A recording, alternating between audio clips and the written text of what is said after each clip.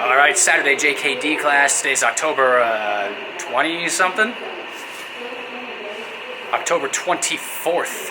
Honestly, this last week and a half, I have been super tired. I am just beat. I don't know why. So my goal for today's class is just to get through it because I've been dragging lately.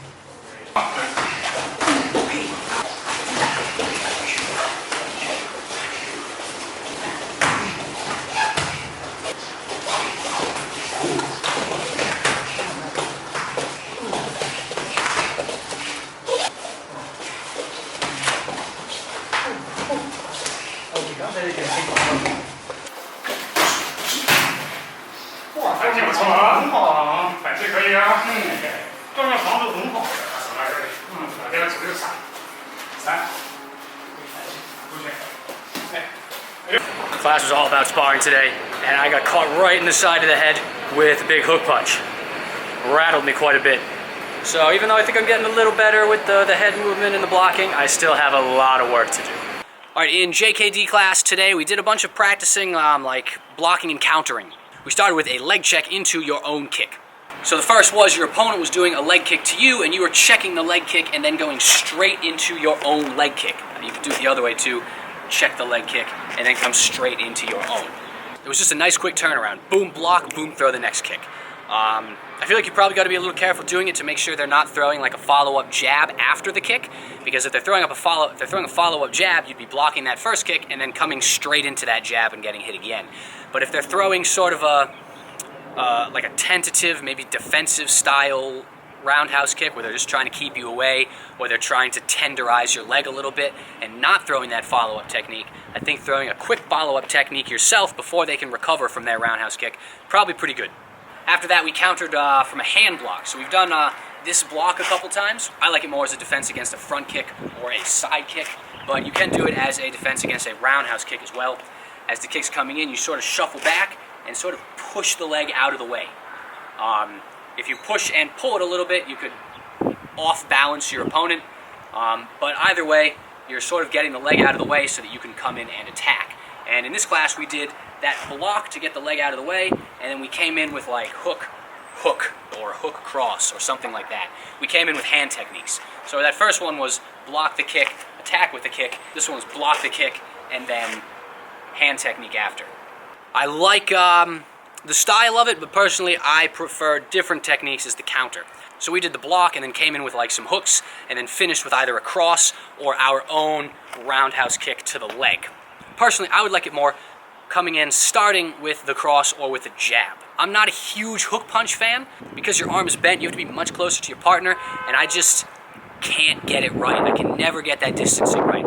I'm either too far away and the punch isn't doing anything, or I'm not closing the distance well enough and I'm leaving myself too open. That could be a personal problem, but I definitely think that starting with that hook punch makes it harder because there's a lot of distance between you and your partner after that block because they just threw a kick, which is a longer distance attack than a punch, and you moved back to block it. So there's a decent amount of distance between you and your partner. To start with a hook punch, you've got to come in a lot to throw that first punch.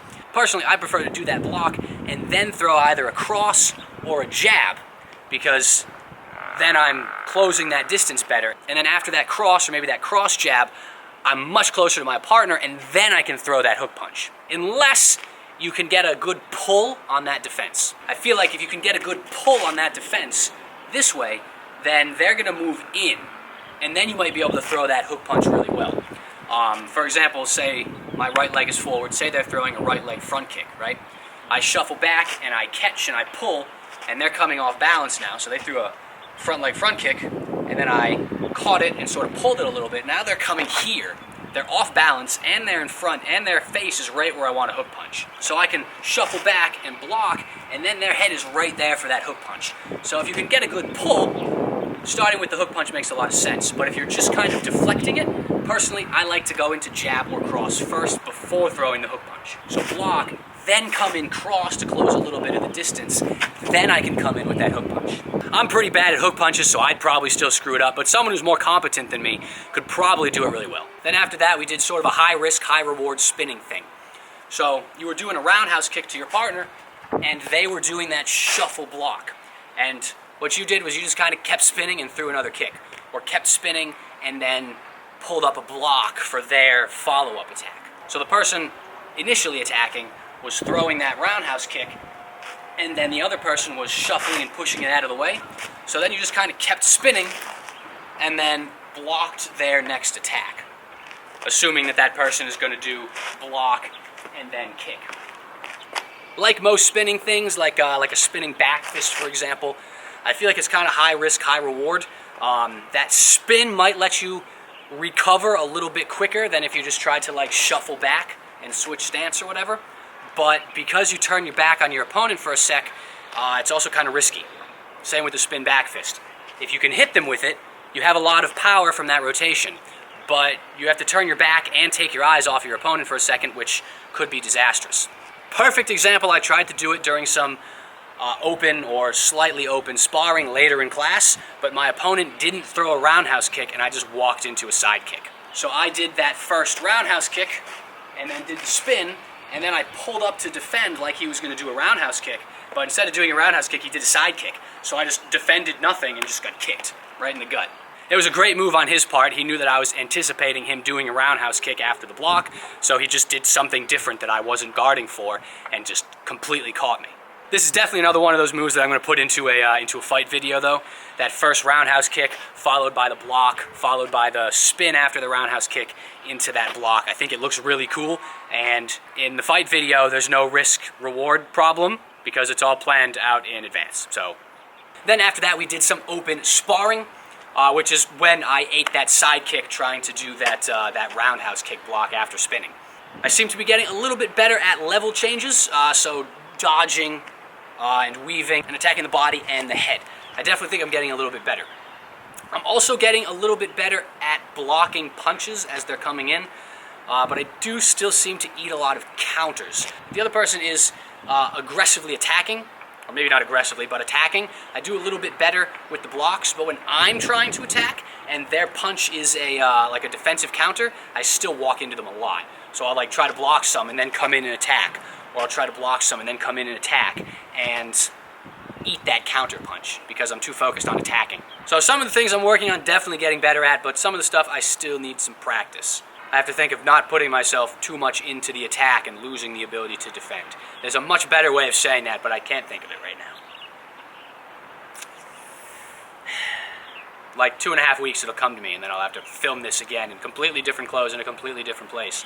I've also found I eat a lot of leg kicks when I'm sparring. So the problem I have is I can't quite tell from their body positioning if they're going to throw a low kick to my leg or if they're going to throw a higher kick to my body or my head. So a lot of the time, I'll like go to block a body kick and then it'll actually be a leg kick and I'll just eat it. Maybe the solution to that is not to use the one hand block protecting the head, one hand pushing the leg down defense that we do on this side. So they're probably going to be attacking the outside of my leg. I find that I get leg kicked on the outside a lot more than I get leg kicked on the inside. So maybe if they're throwing a kick to this side, I should just cover up the whole body this way to deal with the leg kick or the body kick or the head kick. Bring the other hand up to help with the head. That way I don't have to worry about messing up the height. Going to block a leg kick and then getting kicked in the head, or guarding the head and then getting kicked in the leg. And then if they're kicking on this side, where at least with my classmates I seem less likely to get leg kicked, I can use those arm blocks more, and then I can block and come straight in with an attack too.